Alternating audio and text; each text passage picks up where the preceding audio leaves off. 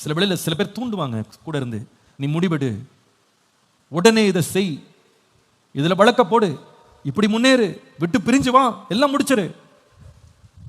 ஆண்டவரே உமக்காய் காத்திருக்கிறேன்ப்பா, உமக்காய் காத்திருக்கிறேன். கர்த்தருக்கு காத்திருக்கிறவர்களுக்கு தேவன் நன்மை செய்ய உண்மை உள்ளவரா இருக்கிறார். ஹல்லேலூயா. யார் எப்படி எப்பொழுது மாறுவார்கள்னு யாருக்குமே தெரியும். பொறுமையாயிரு. அவருடைய காலத்தில் தேவன் எல்லாவற்றையும் அதினதின் காலத்திலே நேர்த்தியாக பொறுமையாயிரு. கர்த்தர் காரியங்களை மாற்றுவார். முக்கியமான முடிவுகளை கோபத்தின் உச்சக்கட்டத்தில் மட்டும் எடுக்கவே கூடாது. முக்கியமான முடிவுகளை அவசரத்தின் உச்சக்கட்டத்தில் எடுக்கவே கூடாதுங்க.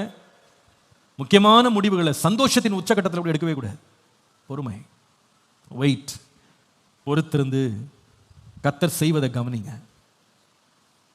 அது சந்தோஷமா இருந்தாலும் சரி, துக்கமா இருந்தாலும் சரி, தெளிவற்ற நிலையா இருந்தாலும் சரி, என்ன அழுத்தம் வந்தாலும் சரி, பொறுமையா இருக்கிறேன். நண்பர்கள் துரோகம் பண்ணதை நினைச்சு ரொம்ப மன வருத்தத்தில் இருக்கீங்களா? பொறுமையா இருங்க. பழிக்கு பழி தீர்க்கணும் அப்படின்னு அவசரப்பட்டு ஓடாதீங்க. கர்த்தரிடத்துல காத்துருங்க. நடந்த ஒரு தவறுக்காக இன்னொரு தவறை செய்வதனால கடந்த தவறை நாம சரி செய்ய முடியாது. பொறுமையா இருங்க.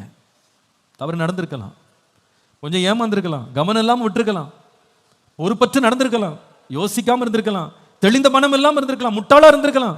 இட்ஸ் ஓகே, தவறு நடந்துருச்சு. ஆனா இனிமேல் என் பாதைகளை கர்த்தருக்கு ஒப்பு கொடுக்கிறேன். பொறுத்திருந்து அவருடைய வழிக்காக காத்திருக்கிறேன். கர்த்தரே என்னை நடத்தட்டும்.